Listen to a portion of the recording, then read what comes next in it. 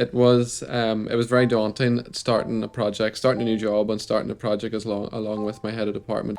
But the reward was so worth it because when the students really bought into it, then that really gave me the drive to keep going. We've been studying the production of different esters to try and find scents that we like, and then studying the production of ionic liquids and try and model our ionic liquids after the scents of the esters. I mean, it's completely new research, so that's exciting. It's not like we're just repeating experiments that have been done before. The skills we're learning in the project are useful to our coursework that we're doing at the moment. So what we've done in class, I'm like, oh, this is what we did in class. Or, oh, I remember this from doing this on the project. Starting to develop a skill set. If you want to pursue a career in science, it's going to be really beneficial to have the sort of building blocks for it done now. Like, we haven't had any experience of research before, so if you wanted to go into a researching career or an academic career where there's a lot of research involved, you wouldn't have exposure to that before. But I think that's very important to see what that would be like, and I think a lot of people would be more interested in a research career having done a project like this. So an ionic liquid is a salt in its liquid state, and it normally has a melting point of below 100 degrees typically. So normally liquids like water, they would have neutral molecules, whereas an ionic liquid is made up of charged molecules like ions. In a classical salt, let's say a table salt, you've got ions that are small and spherical, sodium and chloride. They pack very well. If you imagine ping pongs in a box, they pack very well, they are very neatly arranged, and that gives kitchen table salt its very high melting point. When you consider ionic liquids, we design the cations and anions to be awkwardly shaped. So if you think of a positive charged phosphorus, it has very long alkyl chains. So sometimes it has 6 chains, or hexanes, sometimes it has 14 chains, and the anion will have like very long and large bulky groups, so like a fluorine or like a sulfur. So they would be asymmetrical, and they would have irregular shapes, and because of this, they do not fit well together. And that makes them awkward to stack, and that makes them liquid. They move about because there isn't an easy way for them to just fit neatly into this box, which would form a crystal. They're sometimes called designer solvents because you can change their chemical and physical properties quite a bit. So depending on what cation and what anion you use, you can change lots of different properties. So you can change their hydrophobicity, you can change their polarity, and you can also change their viscosity. And one of the main things is they've got really low volatility, so that's what makes them quite useful. And liquids can be used in satellites and space shuttles, etc., for like lubricants.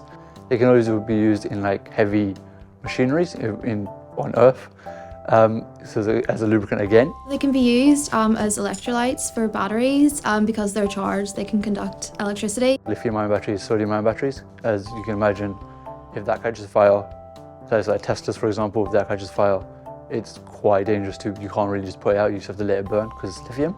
It reacts quite reactively with water, whereas ionic liquids, again, has very low reactivity once you make them, so the chances of catching fire is very, very low.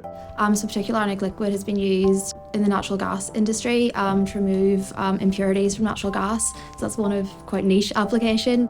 If you look at how you make certain organic materials, you tend to use expensive transition metals, so like platinum, sometimes even nickel, that's quite toxic.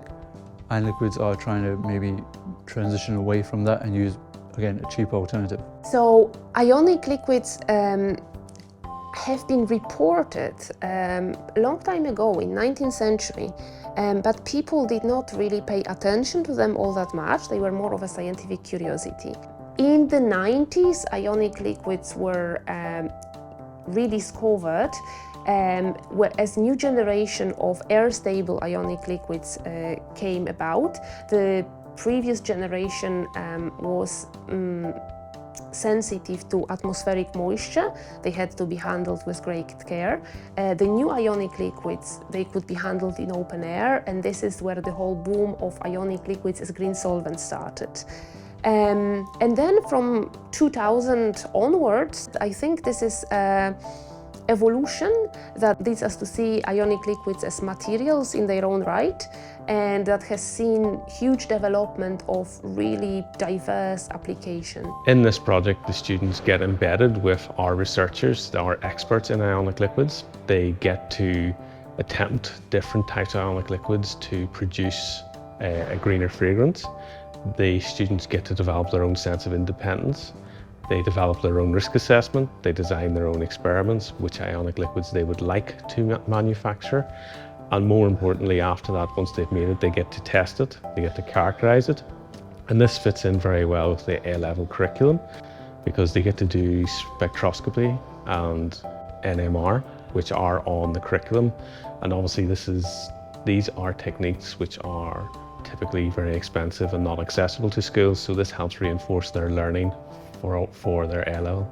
So we help the students synthesize an ionic liquid. So we make an ionic liquid from concentrated sulfuric acid and triethylamine, which is a base. Together they form an ionic liquid, and we use that ionic liquid as a solvent and a catalyst to make esters. And esters are used in perfumes because they smell quite nice. They smell of lots of different fruits. In the Ionic Liquids project, we've been using our ionic liquid as the catalyst for our esterification reactions, because what's especially good about it is in this esterification reaction it has a dual role, not only as like a catalyst, but it can also mix with the water molecules but not the ester molecules, which means that they can be separated, and this can favour like our forward reaction instead of going backwards. Well, we actually learned about esters this year in A-level, and we've learned the lab prep, but we never actually did the lab prep, and now we get to do it. And it's nice doing real life chemistry. We've been trying to make like a mixture of different esters to combine to see which ones give the strongest scent and which ones react the best. Some of them smell like fruit, some smell woody, or they can smell chemically or anything, some coconutty. Found in mostly food and like they're sweet smelling or oily liquids, and I think they're quite addictive, we've been told as well. Pringles. Yeah, Pringles. We're told they're quite Pringles, and that's why they're addictive. I just think it's beneficial for young people to learn how to produce these things and to have more research put towards it to try and make the production of things like perfumes more environmentally friendly. Being able to kind of use this new sort of solvent in such maybe an everyday product, like everyone would be putting perfume or fragrance on, or maybe in a room, so it's such a kind of common practice that if we're able to make that more sustainable, that's going to cause a major impact in the future. Just to build on that, what's really incredible about ionic liquids is how they're a lot less volatile and they're reusable, which is what we're trying to investigate in our research, is how reusable and efficient they are when we reuse them.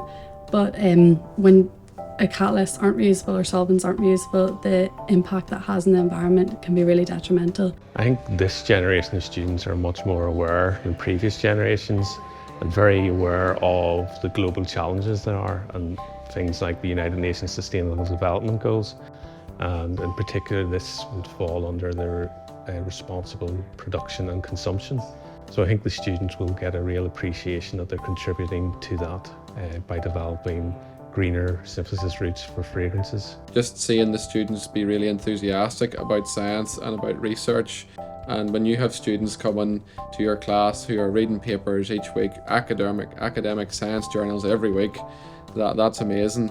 Having anything that's a link to real stuff that's going on is so fundamentally important. It doesn't matter what level you're working at. You know, everything you do, there is a knock-on effect in the real world. But for our students, being able to do something so novel, I mean, when I introduced the students to all of you at the start, and I said, you know, that so few of them are actually going down the route purely of science, but yet they still want to do the project, not just because of the skills, but because it's so new. And they're doing so well. They come together as a group fantastically well. And as two separate groups working on different aspects of the same project, but they're technically excellent.